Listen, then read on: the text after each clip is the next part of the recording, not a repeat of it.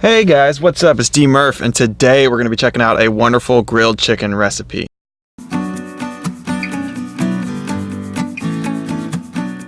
So this recipe is Asian inspired. It's really good and easy to make, but the basic ingredients are going to be an oil, which vegetable oil today, ponzu sauce, and there's going to be some extra sugar, pepper, chili powder, and ginger. I really like ponzu sauce because you get a soy sauce and an orange citrus sweet sugary flavor, and it's fantastic. You guys are gonna love it. So I'm using 4 pounds of chicken, and to start out I like to put seasonings over the chicken, and feel free to either sprinkle the seasoning on top of the chicken, or you can add the seasoning to the liquid marinade that we're about to make. So for the seasonings, I would say season to taste, but if you would like some numbers, we'll do about a tablespoon of each.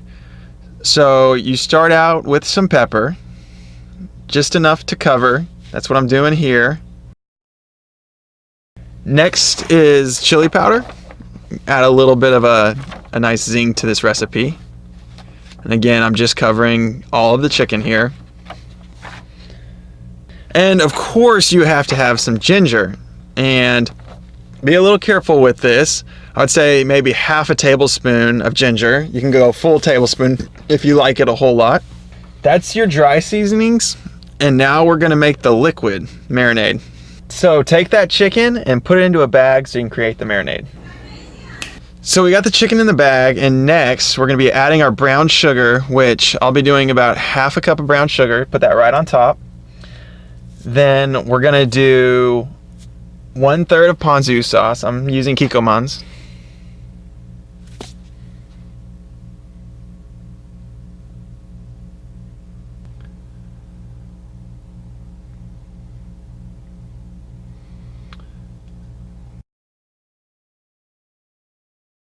One-third cup of vegetable oil, and feel free to use an olive oil or an avocado oil if you want to. I'm using vegetable oil instead of olive oil because it cooks a little bit higher. I've heard avocado oil is a really nice substitute. That also cooks higher. To help the marinade really get in there and get on all the chicken, I add a little bit of water to increase how much liquid is in there. And so it's not like over flavored. Now get your bag, zip that up, and shake it up. Shake it up. Make sure that seasoning gets everywhere. That's your flavor, that's your taste. So definitely make sure every little bit of that chicken is saturated. And a nice rule of thumb that I follow is if you marinate for about 2 hours, you'll have a light taste. Like there will be subtle hints on your chicken, but it won't be overpowering. And that's what we're going to be doing today. If you want a stronger flavor, 4 hours is good to really get the flavor into the chicken, so every bite will have that. So now that it's all mixed up, we're gonna put it in the fridge for 2 hours. What do you think about that, buddy? Huh? What do you think about that? Yeah, waiting is so hard. Tell me about it.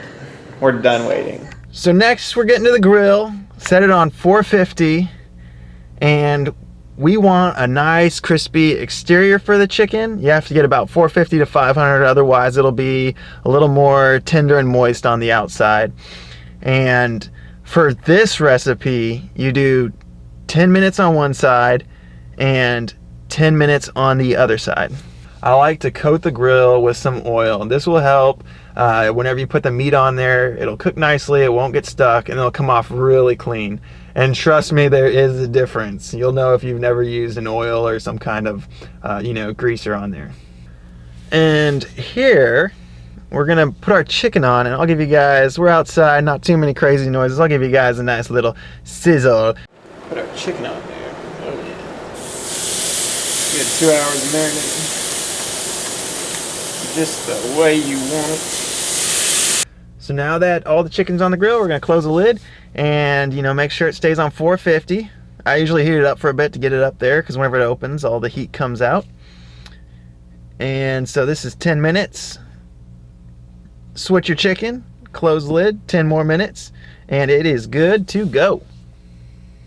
So with chicken, it's not a bad idea to use a meat thermometer to check your chicken, because your smaller pieces will come out on temp, but sometimes the bigger pieces don't come out on temp. You're going for about 165, and for these larger pieces, I found that those were a little bit undercooked, so I had to put them back on there. But here we go. Let's slice it up. Look how juicy it is. And don't forget to let your chicken rest for 5 to 10 minutes, so all those juices get all over the place. Here we go. Slicing right through. Very nice, very moist. Looks like it's cooked well, and there's a little bit of crispiness on the outside. Oh yeah.